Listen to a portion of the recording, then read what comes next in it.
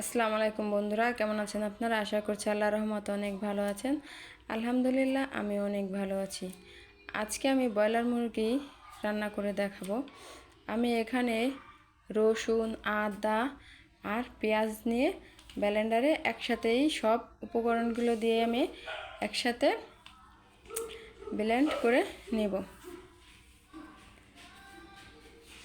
আমি এখানে জিরা বাটাও দিয়ে দিলাম। এর সাথে আমি 3টা এলাচও দিয়ে দিব। আপনারা যারা আমার ভিডিওটি দেখছেন প্লিজ আমার চ্যানেলটি সাবস্ক্রাইব করে দেবেন, আমার পাশে থাকবেন, একটি লাইক করে দেবেন, একটি কমেন্ট করে দেবেন। আর আপনারা যারা আমার চ্যানেলটি সাবস্ক্রাইব করেছেন তাদেরকে অসংখ্য অসংখ্য ধন্যবাদ। আমি এখানে রাইস কুকারে বসিয়ে দিয়েছি। এখানে আমি সয়াবিন তেল দিয়ে দিয়েছি। এর মধ্যে এখন আমি দিয়ে দেব আমার পিষে রাখা মশলাটা। আমি এখানে মশলা দিয়ে দিয়েছি। আমি আজকে ভেবেছিলাম আমি আজকে রাইস কুকারে রান্না করব। এখন আমি রাইস কুকারে তেল দিয়ে মশলা দিয়ে উঠিয়ে দেওয়ার পরে কারেন্টটা চলে গিয়েছে। আর বর্তমানে এত লোডশেডিং হচ্ছে যে 10 মিনিট কারেন্ট এসে থাকলে 1 থেকে 1.5-2 ঘন্টার আগে কারেন্ট আসে না, কমে 1 ঘন্টার নিচে কারেন্ট আসে না। তাই আমি এখানে আবার কড়াইতে বসিয়ে দিয়েছি চুলায়।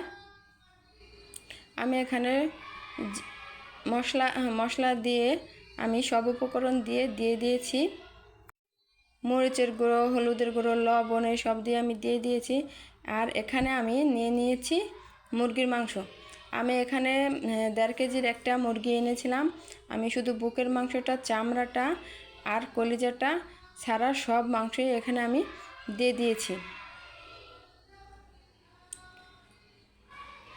প্রায় এখানে 1 কেজি মাংস আছে। এখানে আমি সব দিয়ে এভাবে ভালো করে মশলার সাথে মিশিয়ে নিলাম। আমি এখানে বেশি পানি দেব না, আমি এভাবে একটু রেখে দিয়েছি। মাংস থেকে যে পানিটুক ছেড়েছে সেই পানি দিয়ে আমি ভালো করে মাংসটাকে একটু কষিয়ে নেব। আমি দিয়ে দিলাম আলু। আমরা একটু বেশি আলু খাই, তাই এখানে আমি 3টা আলু কেটে দিয়ে দিয়েছি। এর মধ্যে আমি সামান্য পরিমাণে পানি দিয়ে আমি লো আঁচে রেখে দেব। ঢাকনা দিয়ে আমি বসিয়ে দেব। আমি এখানে পানি দিয়েছি, পানিটা স্কিপ হয়ে গিয়েছে। এখানে আমি পানি দিয়ে আমি বসিয়ে দিয়েছিলাম। মাংসটা আমার মাংসটা সিদ্ধ হয়ে গেছে, কিন্তু আলুটা এখনও সিদ্ধ হয়নি। তাই আমি এখানে আবারও 5 থেকে 7 মিনিটের জন্য আবারও লো আঁচে বসিয়ে দিয়েছি। দেখুন 5-7 মিনিট পরে আমার পানিটা অনেকটা টেনে গিয়েছে আর এখানে আলুটাও ভালো করে সিদ্ধ হয়ে গিয়েছে।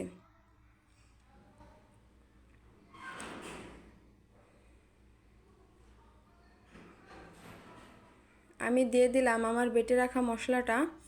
এখন আমি এর মধ্যে হালকা পরিমাণে পানি দিয়ে দিব আর 5 থেকে 7 মিনিটের মতো আমি ভালো করে জাল করে নেব।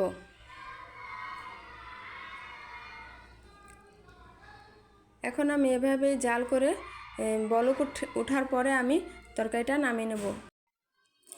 আপনারা যারা আমার ভিডিওটি ধৈর্য ধরে দেখছেন আপনাদেরকে অসংখ্য অসংখ্য ধন্যবাদ আমার ভিডিওটি দেখার জন্য। আপনাদের সাথে আবার দেখা হবে আমার পরবর্তী ভিডিওতে। ততক্ষণ পর্যন্ত আপনারা ভালো থাকবেন, সুস্থ থাকবেন। আল্লাহ হাফেজ।